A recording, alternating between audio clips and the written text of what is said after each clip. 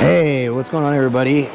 John Reagan here at E-Powersport, and today I wanted to bring you guys something new, a little different. I have to say, I've been really impressed with this bike by Fucare. As you can see, probably this is the Fucare Taurus. Real nice bike. I have to say, really solid. Everybody that's ridden it has said they've really loved it. The ride is smooth, it's quick to respond, and it hauls. I mean, it really just gets up and goes. So what we're gonna go ahead and do today is I'm gonna go over some stuff on it. As you can see, I've already got it unboxed here. We got it in the what I like to call the military green. And luckily we had a customer that took this out for a day. He actually bought it, took it out for a day, and then decided it wasn't quite the utility he needed. He needed the step through and stuff. And the step through worked better for him, so we went and traded this in, got him the step through, and you know, thanks to that, you all right now will go ahead and get to see probably one of the first videos online I could find on YouTube, at least on this bike, on the Fucare Taurus. I gotta say, look, every standard, ding ding baby. So one of the things I want to point out, and you can't tell in the video, but this thing actually has haptic feedback. So when you hit these buttons, it gives you a little vibration to let you know you hit the button, and it took that feedback, which I think is really cool. That was a really neat thing. I was kind of tripping on that when I first busted it out. The other thing has a really nice color display on here. You get some good information. You get your max speed, your average speed, the amperage draw that you're using. So that's something I personally enjoy watching. The trip, and this one we've got almost 20 miles on it, and the odometer and stuff. Battery readout up here, and there's a handful of settings you can go in and use, go in and mess around with, but nothing really substantial. One of the things I'm trying to find, and I'm going to talk with Fucare about, is this display is really dim in the sunlight, but that might be why you get the haptic feedback from the buttons and stuff as well, so you pushed them. Neat little add-on they included was this little cable lock, which that's nice, right? Not a necessity really. It's you want to get yourself something big and thick and heavy chain, at least if not a good U-lock.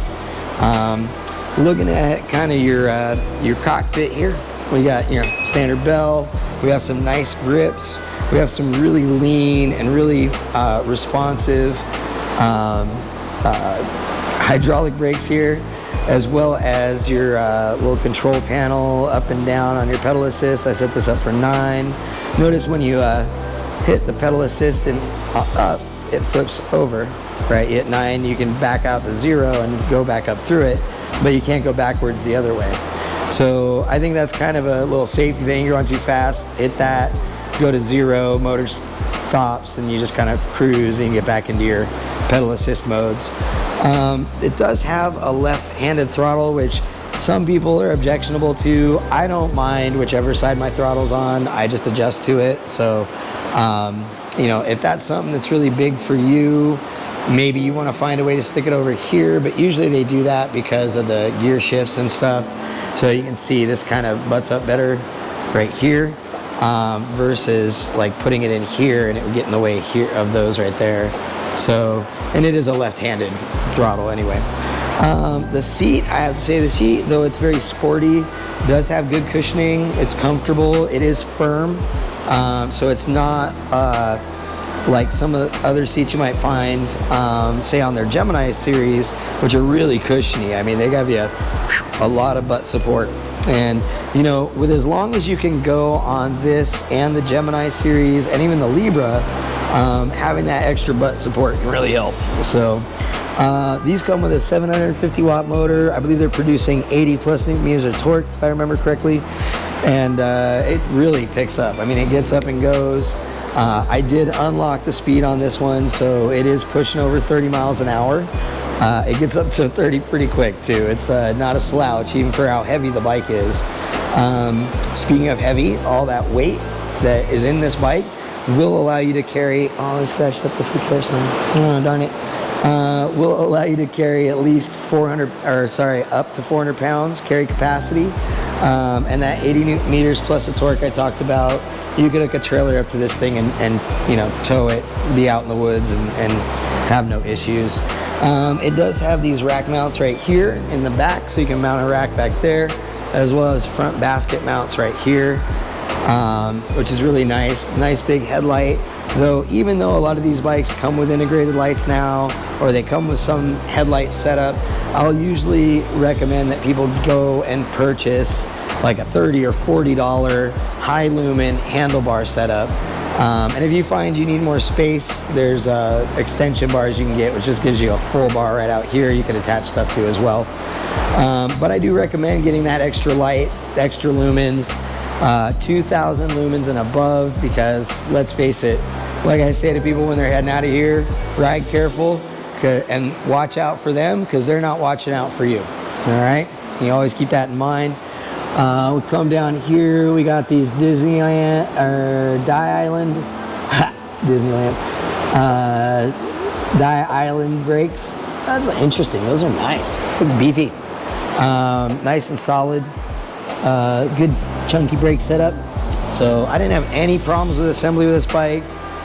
Brakes lined up really nice. I don't know if you guys know, but probably one of the main quality things you see when you get these bikes and you put them together is you'll drop that front wheel in and the disc is bent already, and you have to do some adjustment to just get it so it's not making a crazy rubbing sound. But these ones, no problem there. They just drop right in. That's usually a sign to me that they're a fairly high quality bike.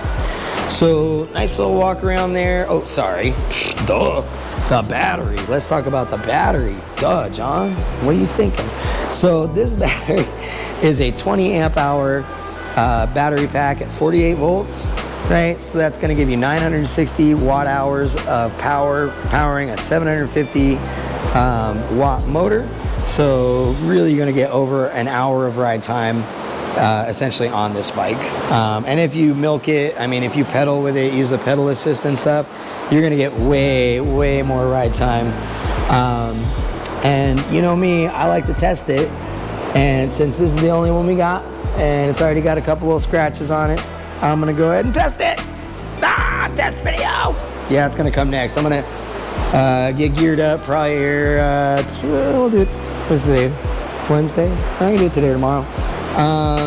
Yeah, and just go ride this thing till it's halfway dead and turn around and hopefully make it all the way back. So I'll put that in there, and then you guys can enjoy all these lovely swipe views. Look at those brakes. Almost looks like it's carbon fiber, but it's not. Lovely. And our little mascot, Milo. Milo, say hi to the people, bud.